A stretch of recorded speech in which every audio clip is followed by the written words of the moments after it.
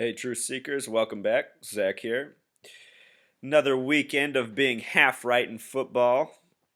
I want to talk about what I learned from this weekend because I made some observations that I wasn't aware of before, and it reminded me of some of the basics about the NFL.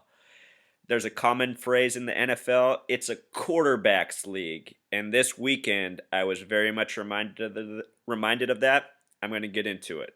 So let's begin with the Patriots and Ravens. Joe Flacco versus Tom Brady. The final score of this game was 35-31, and this score happened with about 5.5 minutes left in the fourth quarter. The Patriots took the lead. The Patriots made a major rally in this game if you didn't watch. They were down big early. Once Tom Brady took the lead and they were kicking the extra point, the camera panned to him on the sidelines, and he'd already taken his shoes off, and he just looked super relaxed on the bench. He looked like it was game over. And I was just trying to put myself in these shoes. I mean, he is an NFL veteran and he's won Super Bowls, so it's hard to read him or put yourself in his shoes. But he just looks so calm. He looks so flat. He looks so relaxed. And really, I mean, if he's passionate about the game, if he's into the game, I just expected something different in his makeup. And as it happened, the score did finish here. There was no more scoring in the game. Joe Flacco ended up throwing a interception in the end zone. Game over. And the final was 35-31, which sums to 66. Recall, this is a very important number in the NFL. In Jewish gematria, NFL sums to 66. The first Super Bowl was in the year 66. Important number. Also, making matters more curious, they won with 35 points. Why is this interesting? Let me show you, Truth Seeker. I did this post. You can come here and see it on my blog. Easy to find. Tom Brady, in Pythagorean gematria, the name Tom is 12, Brady is 23. Put it together, Tom Brady equals 35. He also has a life number of 35. 8 plus 3 plus 1 plus 9 plus 7 equals 35. And they won by a score of 35-31. So very curious numerology in this game. Let's go back to the box scores. It wasn't just it for Tom Brady. We saw it also with another quarterback in another very curious game. Here in the Seahawks-Panthers game, Russell Wilson and the Seahawks advanced over the Panthers. This game was interesting because it featured the only two teams in NFL history, the Seattle Seahawks and the Carolina Panthers, to enter the playoffs with a losing record. Look above and notice that the Panthers' record is 7-8-1, a losing record. They made the playoffs. The Seahawks did it a few years back with a 7-9 record. So Seahawks advanced. They're in the NFC Championship at home. They've never lost before at their home stadium. Yet to happen. They've never lost there in the playoffs. In the playoffs. Important distinction. Also, the Patriots, who are the one seed in the AFC, will be at home for the AFC Championship. So both the one seeds advanced to the conference championships this year. They'll both be hosting at home. Okay, Truth Seeker. Now here's where it got even more curious. This game, Cowboys-Packers, was touted as Ice Bowl 2. Ice Bowl 2. The first Ice Bowl happened 47 years ago. 47 years ago, a very important number in the NFL. The NFL was established in the first Super Bowl came in the 47th season of the NFL. The 47th season was the first Super Bowl. That was the year 66. The first two Super Bowls, the winner of the Cowboys and Packers advanced to. In both years, the Packers defeated the Cowboys to advance to the first two Super Bowls, where they defeated the Chiefs and the Raiders. Look at this. Here we are with the Packers defeating the Cowboys by a score of 26-21. The sum of this score is 47. Just like the 47-year anniversary of the Ice Bowl. Making matters more interesting, Aaron Rodgers like Tom Brady has a life number of 26. Recall Tom Brady's was 35. 3 plus 5 equals 8. Aaron Rodgers is 26. His life number, 2 plus 6 equals 8. So, and the Packers won with a score of 26. The Patriots won with a score of 35. All right, Truth Seekers. So also in the divisional round, the Colts advanced over the Broncos in what was considered an upset. Vegas had Broncos by 7.5 points. They ended up losing by 11. The word luck has a numerology of 11. Luck in Pythagorean gematria looks just like this, Truth Seeker. L's the 12th letter. It becomes 3. U's the 21st. 2 plus 1 becomes 3. C's the 3rd. And K is the 11th. It can remain 11 or become 1 plus 1 equals 2. If you do luck this way, the word sums to 11. And possibly a coincidence, possibly not. This was a very important game for NFL fans, especially that of the Colts. The Colts formerly had Peyton Manning, now the quarterback of the Broncos, before Andrew Luck came. And, you know, just more signs of the scripted league, Truth Seeker. Think about how hard the Colts tanked to get Andrew Luck. And then in that draft, they said, wow, what a lucky team. They drafted the 2 best quarterbacks out of college possibly ever, Peyton Manning and now Andrew Luck. I mean, it's just ridiculous, Truth Seeker. I don't know how anyone's fooled by any of these shenanigans. It's a bunch of nonsense. I predicted after week 3 that the Colts would defeat the Broncos in the AFC Championship. Instead, they defeated them in the divisional round. Now, Andrew Luck must travel to New England to face Tom Brady. So think about this. If I'm right and Andrew Luck is scripted to make the Super Bowl, the narrative now is that he went to Denver and beat his old boss, a living legend, considered to be one of the greatest quarterbacks ever, even though he stinks it up in the playoffs oh so much. Did you know that yesterday was the 9th time in Peyton Manning's career he was one and done in the playoffs? One and done. And look at his box score. Not a very good game. Not a very good game for that many attempts. Throw the ball nearly 50 times and have 200 passing yards. It's not good, Truth Seeker. It's because he stinks it up in the playoffs. And in the regular season, I swear the defensive backs must be scripted to go easy. It just doesn't make any sense when you watch Peyton Manning. Never has. It's all to me, this is how I saw that the league was scripted before I knew how to read the numbers. You could just see something was going on that didn't make any sense. Anyhow, Andrew Luck beats his old boss, and now where is he? He's in New England to face Tom Brady. Sports writers say he's possibly the greatest QB of all time. It's just a joke, Truth Seeker. I'm telling you, this guy, his whole career has been scripted. Think about it. He's gotten new rules made for him. He emerged right after September 11th. Just a joke. And then in this recent game, Mr. Life number 35, named 35, scores 35 to win. Then goes and takes his shoes off and relaxes over on the sidelines, probably ready to see Giselle. It's because he knew it was over.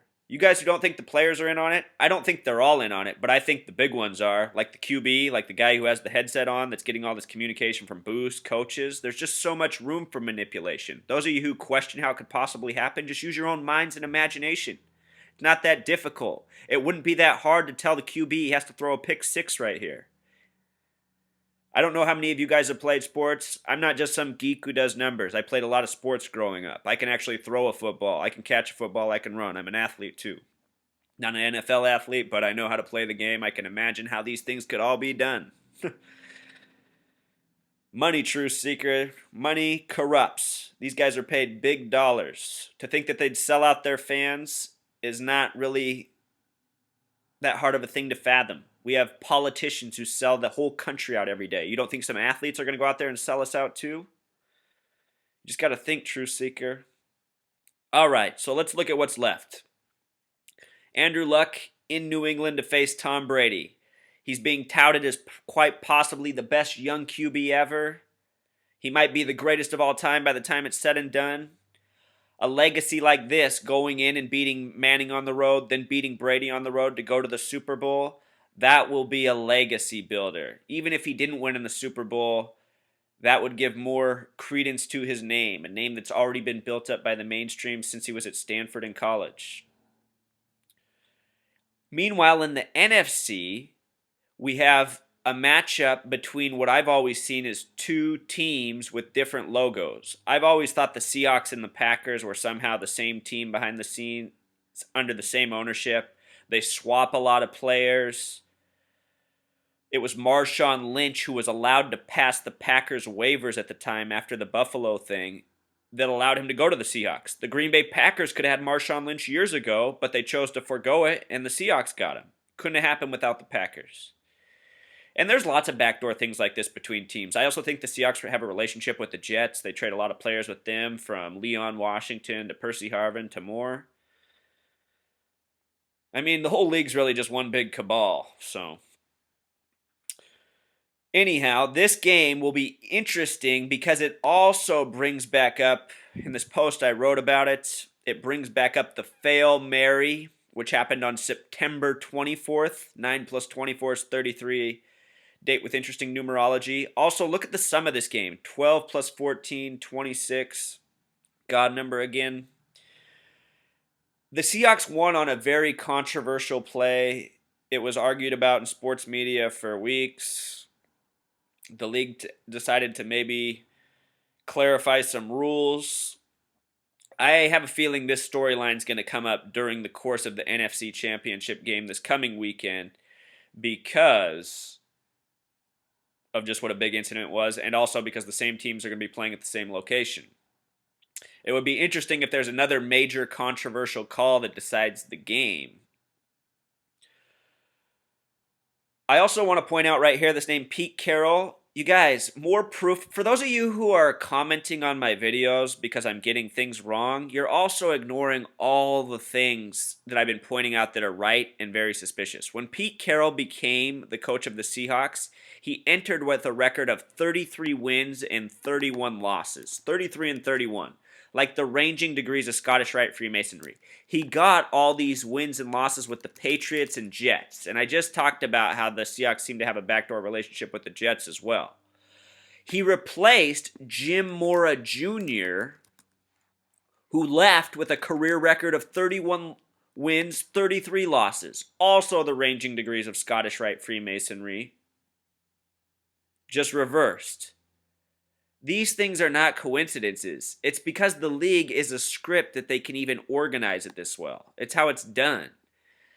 Recall the Seahawks are one of 3 teams with a gematria of 33, and they were established in the year 74. Most Seahawk fans don't even know that. They were established in 74, joined the league in 76. 2 very Masonic numbers as well. This is a Freemason controlled, owned, and operated league through and through. And that is the main point of these posts. Just because my predictions are wrong does not mean that I'm wrong that numerology is a major part of the outcomes of these games. Even between being wrong, I'm exposing how I'm also right. So that is what I want you guys to see. Yes, I'm going to be wrong along the way. I've said this before I even started making sports predictions. I'm not afraid to be wrong. I'm not trying to be wrong to mislead you.